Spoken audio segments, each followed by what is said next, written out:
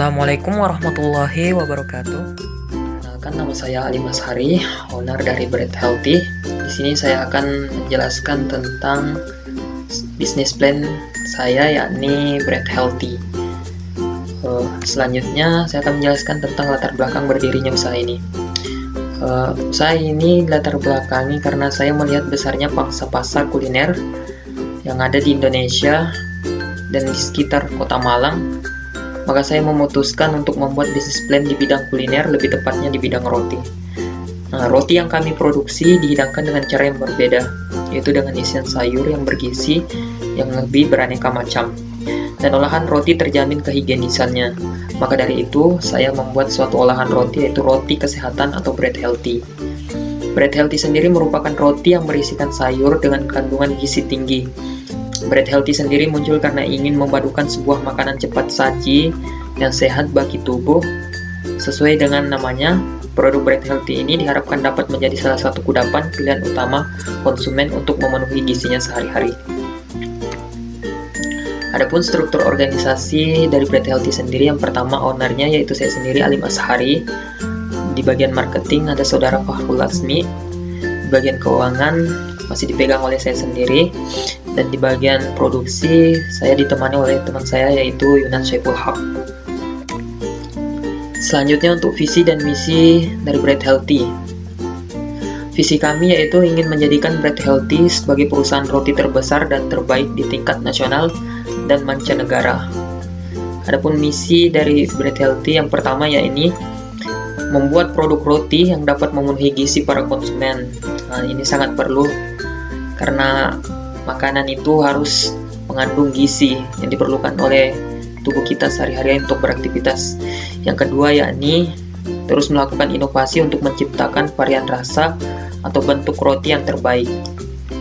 Di sini kami akan terus berinovasi untuk mencari varian-varian rasa yang disenangi oleh para konsumen dan juga bentuk-bentuk roti yang lebih menarik lagi agar para konsumen bisa tertarik untuk mengonsumsi produk kami.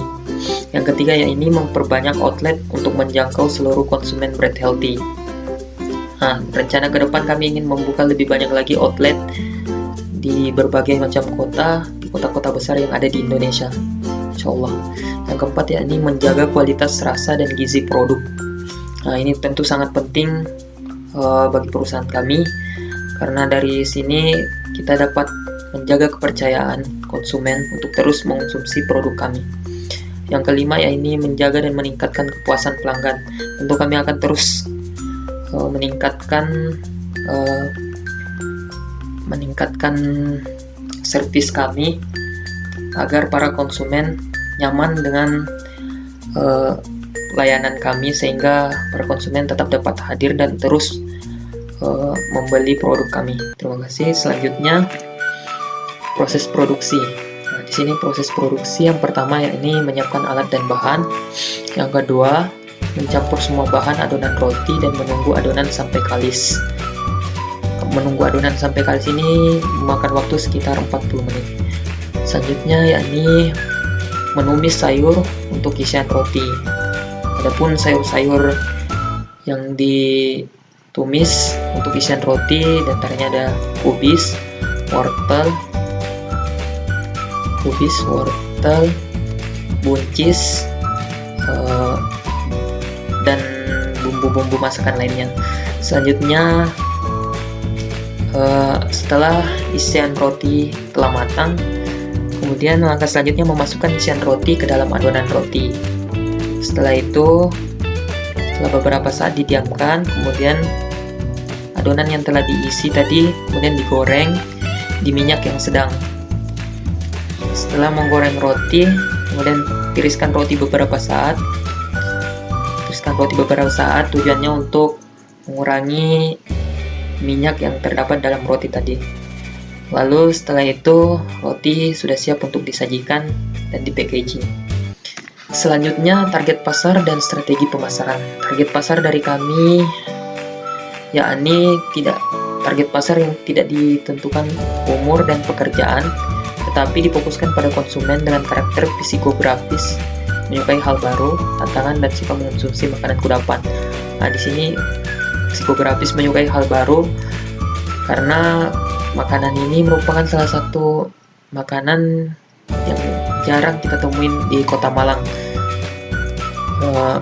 Saya sudah melakukan survei di penjual-penjual kue dan saya belum menemukan makanan yang persis seperti ini, kudapan yang persis seperti ini.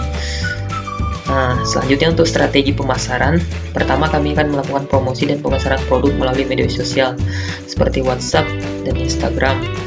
Nah, tentunya hal ini kami lakukan karena melihat saat ini hampir setiap orang memiliki media sosial dan setiap orang itu tentu aktif menggunakan media sosial itu, sehingga kami rasa media sosial ini merupakan cara yang efektif dan efisien untuk melakukan promosi.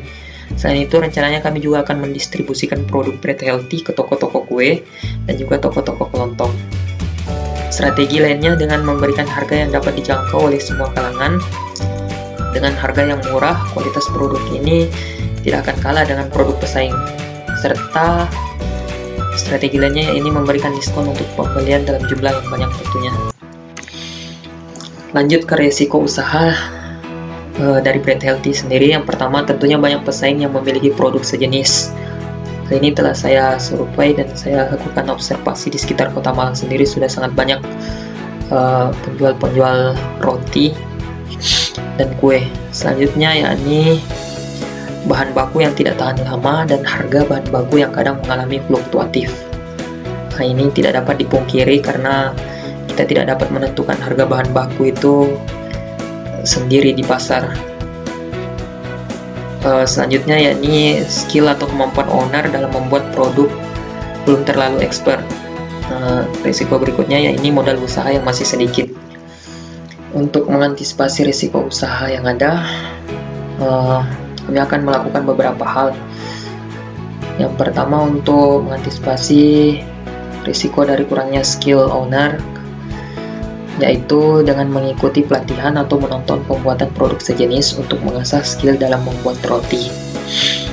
Yang kedua, untuk mengantisipasi risiko usaha, banyaknya pesaing yang ada, kami akan terus melakukan inovasi produk yang unik dan menarik, serta memberikan potongan harga untuk pembelian dalam jumlah banyak, agar konsumen tertarik untuk membeli produk Bread Healthy.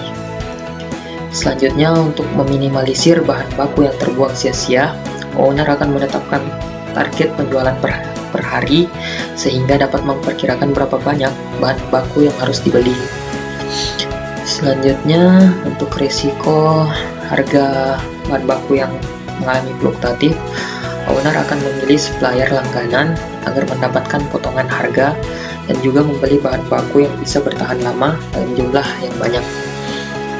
Berikutnya, untuk mengantisipasi kurangnya modal, kami akan menawarkan kerjasama dengan beberapa rekan yang memiliki dana yang cukup untuk membiayai usaha kami. Next, studi kelayakan bisnis.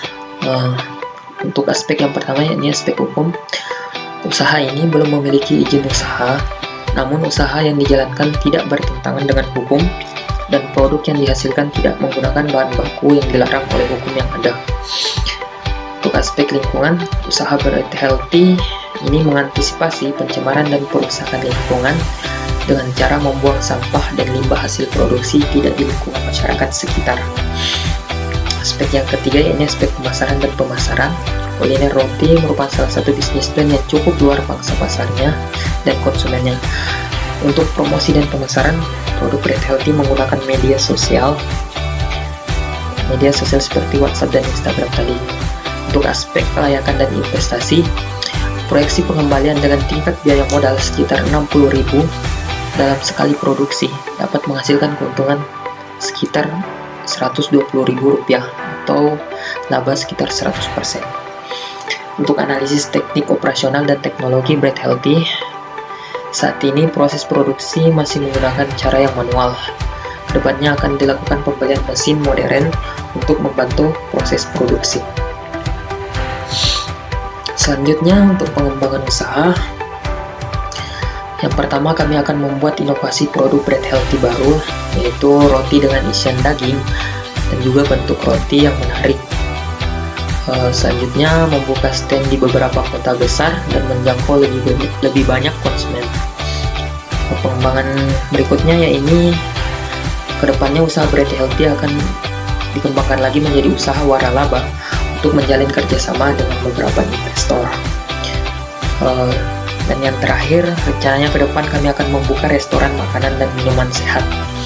Hal ini kami lakukan karena kami menganggap makanan dan minuman sehat itu sangat penting untuk kebutuhan para konsumen sehari-hari. Bukan hanya untuk mengenyangkan atau menghilangkan dahaga, tapi juga untuk memenuhi gizi para konsumen dalam berkegiatan sehari-hari. Nah, di sini ada quotes berbunyi, "Kamu adalah apa yang kamu makan." Di sini maksudnya makanan kita itu akan menggambarkan bagaimana diri kita, atau makanan kita itu akan menentukan apa yang akan kita lakukan pada hari itu. Selanjutnya di sini ada foto logo dan produk dari Bread Healthy. Di sini ada foto logo dari Bread Healthy sendiri, dan sampingnya ada contoh produk dari Bread Healthy. Sekian seminar bisnis plan dari saya. Kurang lebihnya mohon dimaafkan. Wabillahi taufiq wal hidayah. Wassalamualaikum warahmatullahi wabarakatuh.